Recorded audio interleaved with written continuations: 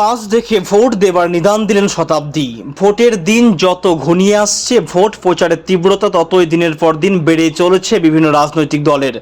সেই মতো আজ বীরভূমের কুসুম্বা অঞ্চলের রামপুরহাট থানার অন্তর্গত রামরামপুর গ্রামের রথতলা মোড়ে শতাব্দী রায়ের সমর্থনে একটা জনসভা করা হয়। এই জনসভায় বক্তব্য রাখতে গিয়ে শতাব্দী রায় বলেন যে, আমি কাজ করেছি, তা দেখে আমাকে ভোট দেন, কোনো ধর্মের নামে না। এদিন উপস্থিত ছিলেন রামপুরহাট বিধানসভার বিধায়ক, রামপুরহাট 1 নম্বর ব্লকের ব্লক সভাপতি এবং ব্লকের অন্যান্য নেতারা। শতাব্দী রায়ের জনসভায় কর্মী সমর্থকদের ভিড় ছিল চোখে পড়ার মতো। সেগুলো পাচ্ছে, যে দুটো জিনিস বাকি আছে সেটা হচ্ছে অ্যাকচুয়ালি কাজের টাকা, এটা মোদী সরকারের দেওয়ার ছিল, আর একটা হচ্ছে কাঁচা বাড়ি পাকা করা। অনেকেই বলে আমরা বাড়ি পাইনি। আপনাদের বলি এটা তো মোদী সরকার দেওয়ার কথা ছিল, তবুও এই কুপনটা, আবাস প্লাসের কুপনটা নিয়ে আপনাদের বাড়িতে বাড়িতে যাওয়া শুরু হয়ে গেছে, আমাদের কর্মীরা যাচ্ছে। এটা যাওয়া মানে আপনাদের যা যা নিয়ম আছে, মিস কল ফিল আপ করা যা করার করবে ওরা। অভিষেক বন্দ্যোপাধ্যায় বলে গেছেন যে আমাদের 31শে ডিসেম্বরের মধ্যে প্রথম কিস্তি, এই কাঁচা বাড়ি পাকা করার প্রথম কিস্তি ওরা দিয়ে দেবে, আমাদের দল দিয়ে দেবে।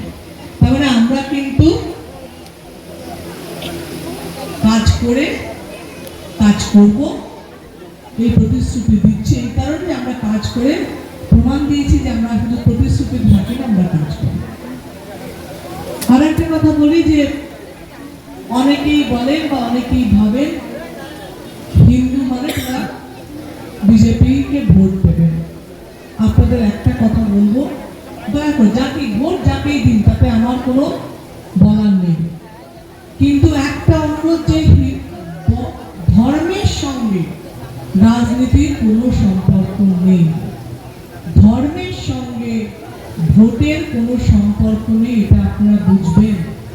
আপনি যদি আপনার মন্দিরে পুরোহিত নির্বাচনের জন্য ভোট দেন, তাহলে নিশ্চয়ই আপনি আপনার ধর্মের মানুষকে নির্বাচিত করবেন, কারণ সে আপনার ধর্মটা বেশি জানে, সে মন্ত্র জানে কিনা, সে পঞ্জিকা জানে কিনা, সে কোন দেবীর পুজো করছে, দেবদেবীর কথা জানে কিনা, নিশ্চয়ই সেটা জেনে ভোট দেবেন।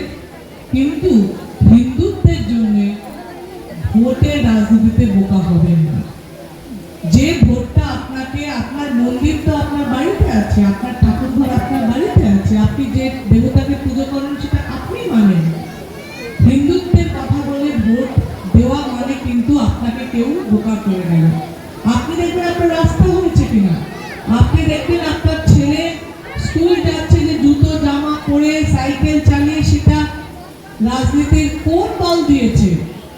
আপনি কৃষক বন্ধুর টাকাটা পাচ্ছেন, রাজনীতির কোন দল দিয়েছে, ধর্মের জন্য নয়। আর যদি ধর্মের কথা বলেন, আমরা যদি হিন্দুত্বের কথা বলি, তাহলে বলবো আমি ব্রাহ্মণ, আমার শান্তিনীয় গোত্র, আমার বাবাও ব্রাহ্মণ, আমার স্বামীও ব্রাহ্মণ, এবং হিন্দু ধর্মের হিসেবে আমি উচ্চতর ব্রাহ্মণের পরিবারের জন্মেছি এবং পরিবারের বিয়ে করেছি। আমি পুজো মানি, আমি ঈশ্বর বিশ্বাসী। আমার ফোনে শিবজির স্ক্রিন সেবার আছে, কিন্তু সেটা বলে আপনাদের ভোট চাইছি না। আমি একবারও বলছি না আমি ব্রাহ্মণ আমাকে ভোট দিন, আমি হিন্দু দেবী পুজো করি আমাকে ভোট দিন।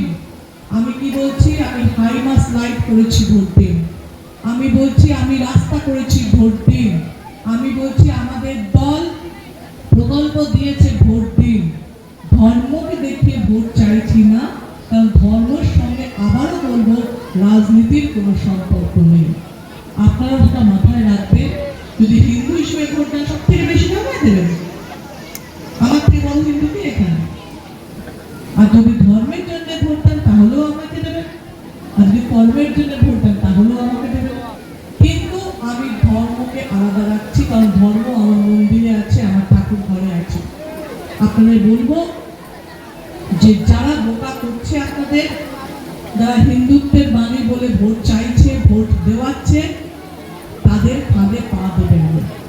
আপনি কি পাচ্ছেন, আপনার পরিবার কি পাচ্ছে, আপনার এলাকা কি পাচ্ছে, আপনার গ্রাম কি পাচ্ছে, আপনার আত্মীয় বন্ধুরা কি পাচ্ছে, তাকেই ভোট দিন, সেই হিসেবেই ভোট দিন। নিজের মন, নিজের বিবেক, নিজের বুদ্ধি ব্যবহার করুন। আর কেউ কি বললো সেটা নয়, আপনি কি বুঝবেন, আপনার মন কি বলছে, আপনি কি চাইছেন, তাকে চাইছেন, আপনার সিদ্ধান্ত। তাই বলুন, ভোট দিয়ে 4 নম্বর বোতাম থেকে ভোট দেবেন, তাহলে ভোটটা আমার কাছে পৌঁছবে। কারণ 4 নম্বর জোড়া ফুল চিহ্ন আপনারা জানেন, অনেক বেশি জানেন আপনারা আমার থেকে। তাই ভোট দিয়ে আমাকে জয়ী করলে মমতা ব্যানার্জির হাত শক্ত হবে, মমতা ব্যানার্জি দিল্লি রাজনীতিতে আরো বেশি শক্তিশালী হবে। আপনারা বলুন যে মমতা ব্যানার্জি যে প্রকল্পগুলো ব্যুরো রিপোর্ট, বীরভূমের কণ্ঠ।